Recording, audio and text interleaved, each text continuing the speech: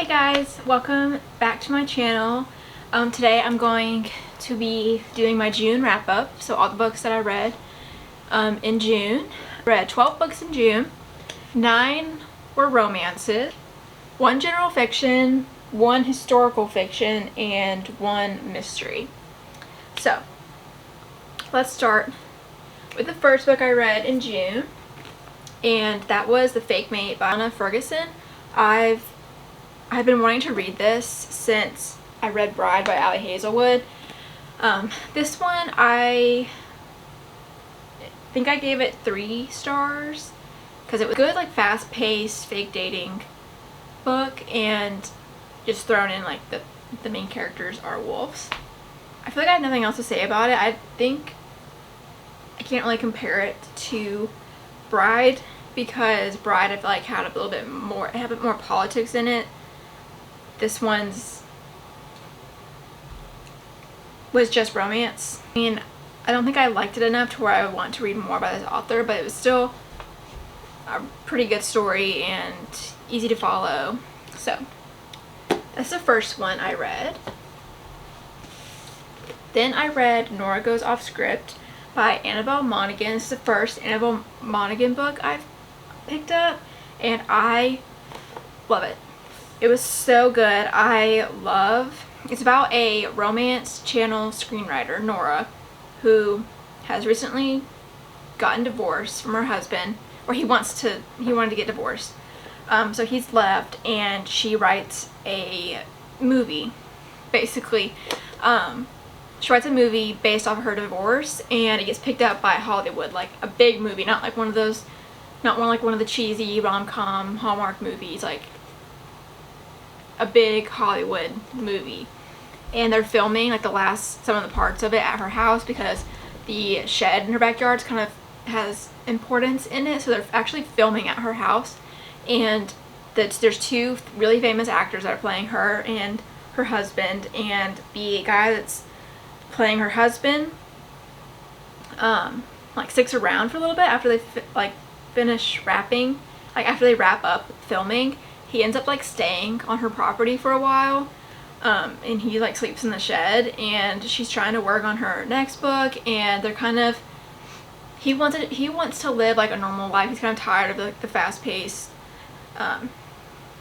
life that he lives in LA and being famous and stuff, and so he likes the small town that she lives in, likes almost, I don't want to say like mundane things, but like he's very intrigued by it, and I think he felt very grounded, like staying with Nora. So they bond. She has 2 kids. He bonds with her kids, and they end up, they're attracted to each other. They act on their feelings a little bit. So Nora and the main guy are basically just bonding. She's moving past her divorce, and he's staying on her property. Getting close to her kids, so it was really fun. Not fun. I liked the aspect that he was the famous one and like came to a small town. But yeah, it was really good. And then because I love that book so much, and I gave it 4.5 stars. And then because I loved Nora Goes Off Script so much, I picked up Same Time Next Summer, also by Annabelle Monaghan, and this one's about a girl who's getting married, and she goes back to her family's beach house in Long Island, because they want to look at wedding venues there, and her husband's not really like too keen on the idea, and I don't think she is either because she has like a past in this town, and her ex-boyfriend that she grew up with is from there, and they kind of had like a big falling out when they were younger, so she hasn't talked to him in years. Obviously she's getting married to someone else, and then they lived next door to each other growing up, and when her and her fiance come to visit, he's living next door, so they reconnect, and she's kind of like having different feelings, like she's realizing that her current fiance doesn't know her that well. Like she's kind of like been content to just let people tell her what to do, I guess. So as she's like reconnecting with her old boyfriend in this town, she's, you know, kind of like rethinking like some of her life choices, like her job, career, and like where she lives, like the things that she does. That she's kind of like, she knows that she's happiest at the beach. So great story. I also gave this one 4.5. Then I read The Ministry of Time by Kellyanne Bradley. This book is about time travel. The UK has found a way to time travel. So far, I think it's only been used to go into the past. Like they have this door that they discovered, like they can go back in time.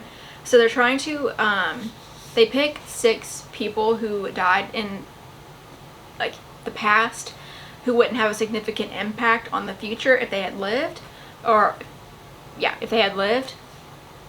So she works for the government, I guess, and she has, part of her job is to, people at her job are assigned, I forgot what they call them. She's known as a bridge. So what they do, a bridge helps, like, lives and assists the expat, which is who they take from the past and bring to the future, get acclimated to the 21st century. So she's living with this guy from 1847 who was a commander and had died because he was like out on a ship, like they were on a voyage somewhere. So they plucked him out before he died. So she's like she's like acquainting him with the 21st century, cell phones, music, Spotify, like all that stuff. And they're kind of living with each other, and a little romance kind of happens between them. It's like very, I think the writing's very different than what I'm used to where I was like, it feels like they don't like each other at all, especially him. But it is there. It's just, it's almost like, I think it's the author. Okay, the author is British Cambodian. So I was gonna say it feels like it was written. It's almost like, you know how like you can tell the difference between like British humor, dry humor. It's like that, but with a romance. I don't know if that makes sense at all. It's the only way I know how to describe it. But I really liked it. I love the time travel aspects. I always think that's so interesting in books. And there are some plot twists in this. Like, you will want to keep reading to find out. I will say there were parts in the middle that kind of got a little slow for me, where I was like, okay, like, what's gonna happen next? Like, I need something to happen. Like, we're just sitting around. But once you get to that point, it's real good. You're gonna fly through it, because you have to know how it ends. And I ended up giving it 5 stars, even though I said like it got slow in the middle for me, and I almost felt like when I got to the middle that I was like, I don't know if I'm gonna like this. I loved it. Then I read Ali Hazelwood's new release, Not in Love, and I didn't read anything about it before going in. Like, I didn't read any reviews, so I did notice that it was more spicy than normal, but she did put a disclaimer at the beginning with all of like trigger warnings and things that the characters deal with, and why it was written a certain way and why they do certain things. So I think that was really like great that she put that in there, especially like compared to her other STEM romances. But I really like, I don't really care for the spicy scenes in general in books. Like, it's almost like something that I've just kind of become numb to. Like, I feel like it's always going to be in like the majority of books that I end up reading, which is fine. Like, it doesn't steer me away from it. Like Sarah J Maas, I think, is probably the reason why I'm so used to it. So it doesn't really completely ruin books for me, like unless it's just the entirety. Like, I don't like reading like the dark spicy stuff. Like, I don't like that. It didn't bother me. I love the romance. I love the main characters. I liked the plot. It's not my favorite Ali Hazelwood book, but I still think it was really good, and I gave it 4 stars. And also, I feel like you can tell just by the cover that this is going to be a lot spicier than her other book. Like, just based on this cover, and even the art that's in this one, like the other versions, like the other stores. This is the Barnes & Noble edition, but other stores didn't have ones that were quite this, you know? I don't know what to call this. Whatever you want to call that. So, do with that what you will. And then, Annabelle Monaghan's new book came out, and I was like, I can't read anything else until I read this book. And I will say, it is my favorite one out of all of the books I've read by her. I originally gave it 4.75 stars, but I think I changed my mind to 5 stars. This is the first book by her that I felt like I needed to annotate. I didn't really, well, not really annotate, I did tap some things, but I think I just love the male main character in this one, and I love when like things, I don't know, it just made me have, like, react out loud, all kinds of emotions. Like, I had all kinds of emotions reading this, and when a book does that, it has to be a 5-star. But yeah, again, this is about a woman who's been divorced, who's getting divorced, and is, again, like, trying to, like, find her rhythm back, get her rhythm back, and have a routine with her kids, and ends up meeting someone else. But I loved it. I love her writing. They're always so quick. Great for the summer. Great for the summer. Then I read The Bodyguard by Katherine Stenner, and I actually read this on my Kindle, because I would read it before bed, and I don't know what it was about this. I didn't like the main characters. I didn't like the plot. This is the first Katherine Stenner book I've read, but it just was not, I was so irritated the entire time with the main character, Hannah. Like, I just couldn't, I don't know what it was, and I know a lot of people like this, I know a lot of people love this book, but the main character irritated me. I didn't really like the plot. I also don't like the way it was written, like how it addresses the, I don't like books when they address the reader like, oh, I'm telling you this, and like they're talking to a friend. I don't like that in a lot of books. I don't know why, because I feel like it takes me out of the experience if they address me as a reader in the book. I don't like that. So I think it was a combination of all those things, but I still gave it 3 stars. Like, there's something, it wasn't bad by all means, it just wasn't my favorite thing to read. And then because I read after that, I felt really uninspired, because I didn't enjoy it. I was like, I need a mystery. So I picked up A Talent for Murder by Peter Swanson, and this one was even worse. It seemed like a really interesting read until you get halfway through and you find out, like, it's a murder mystery type thing, and you, like, find out who did it halfway in the book. And I'm like, okay, after that, like, what was the point of reading the rest of the book? I think after I got to halfway and it revealed it already, I was like, oh. And that kind of, like, solidified my rating right there. Like, I didn't really need to read the rest of the book, but I ended up skimming it, I think. But yeah, I gave it 2 stars. And then Katherine Stenner's new book came out, The Rom-Commers, and I picked this one up, and I had a completely different experience reading this one. Okay, this only came out in 2022. I feel like in 2 years, just like the writing has like drastically changed, or maybe it was a combination with the plot, but the writing is so much better in this one. I love the characters, the plot, the romance, the quotes. Amazing. This book made me tear up. It made me want to annotate it, which I didn't have my annotation stuff when I was reading it at the time, so I might go through it again. And if I want to do that, then that's how I know, like, it was a really good book. I loved it. I loved that the 2 main characters were writers, and he was like, and the guy's kind of grumpy and didn't want her help, but she was like, no, you need my help. And they end up falling for each other. Ugh, it was beautiful. 5 stars.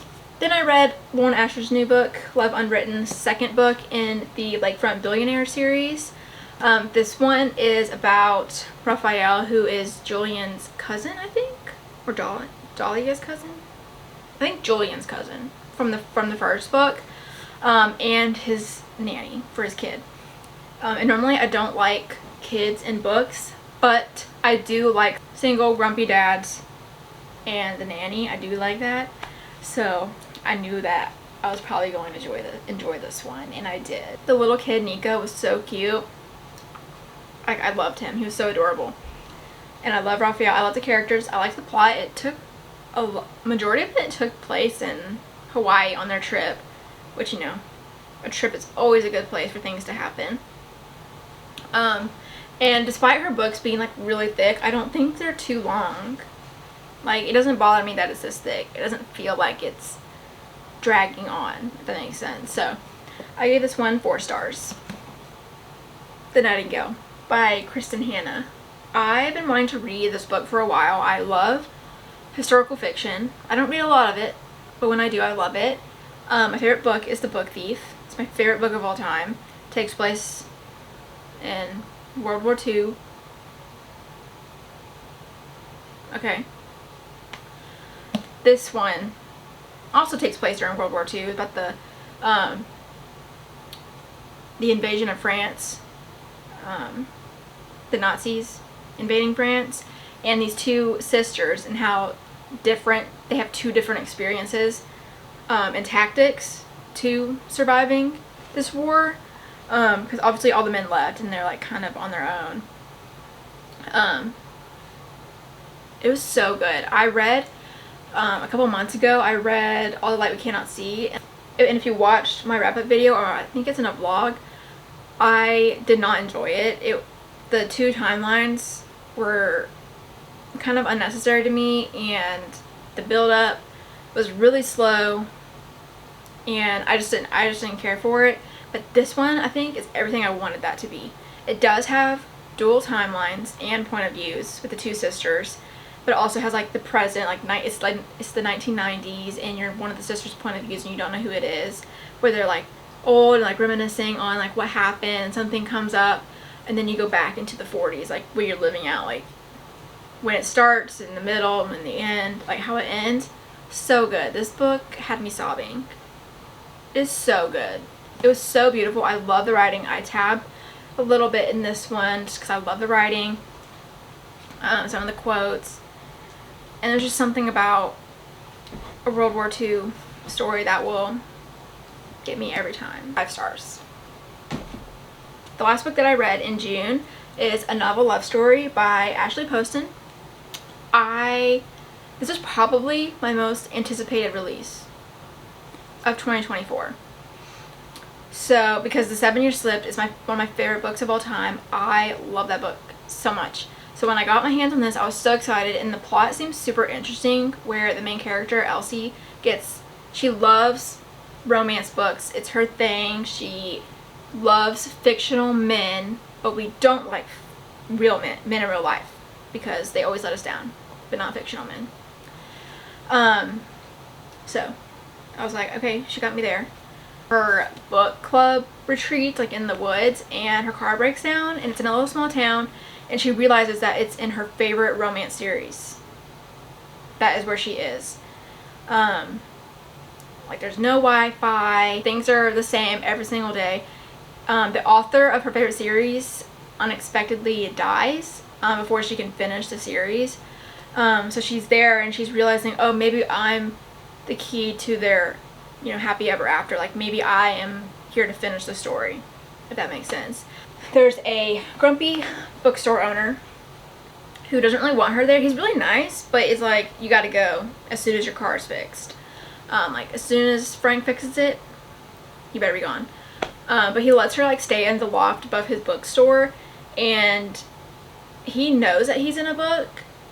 None of the other people in this town know that they are characters in a book, that they are living in a fictional town.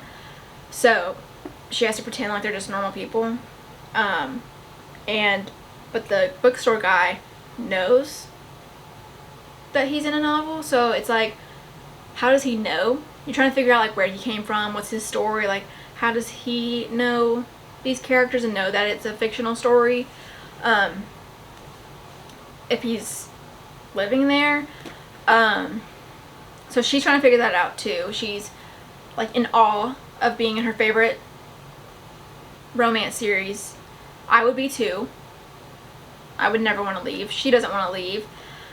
So her and the bookstore owner end up being getting kind of close, and you know, she's realizing, oh, I really don't want to leave, and he kind of doesn't want her to leave either, but he kind of has like some things that he needs to explain.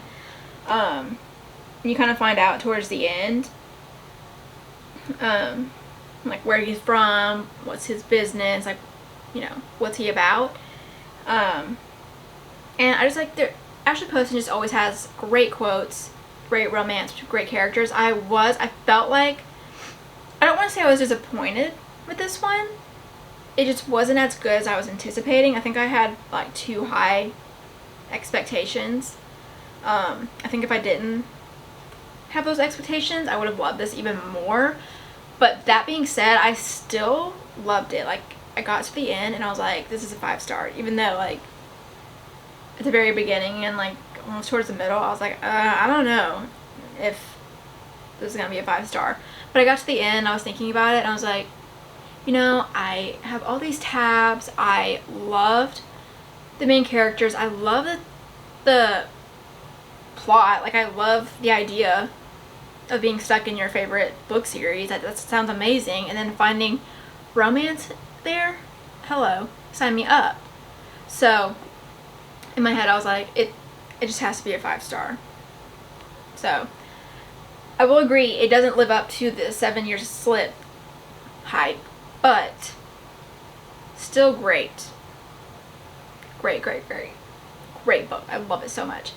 Would be great. It's a great cozy read. Like, I think if you read this in the fall while it was raining, or even this summer during a rainstorm, and just sit inside all cozy in you know, in your sweatshirt.